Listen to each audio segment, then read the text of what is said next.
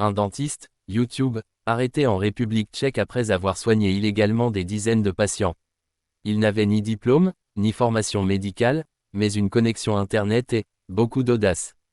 Un jeune homme de 22 ans vient d'être arrêté en juin 2025 en République tchèque, accusé d'avoir exercé illégalement la profession de dentiste après s'être formé via des tutoriels en ligne. Une histoire aussi absurde qu'inquiétante, qui soulève de sérieuses questions sur la sécurité des patients et les failles du système de santé. Pendant près de 2 ans, ce pseudo-praticien a réalisé des actes médicaux lourds, extraction dentaire, traitement de canaux, anesthésie locale, en toute illégalité. Le plus stupéfiant, il aurait opéré dans un cabinet installé avec l'aide de ses parents, sa mère, infirmière, et son père, prothésiste dentaire. L'entreprise familiale clandestine aurait rapporté environ 4 millions de couronnes tchèques, soit environ 160 000 euros.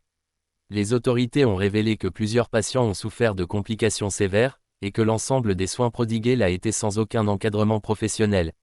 Le trio a été inculpé pour exercice illégal de la médecine, blanchiment d'argent, mais aussi trafic de stupéfiants et violences volontaires.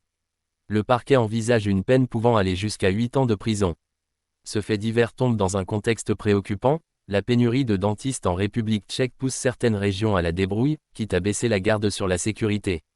Le gouvernement a même récemment proposé d'assouplir les conditions d'installation pour les dentistes étrangers non européens, dans l'espoir d'alléger la pression sur les structures de soins.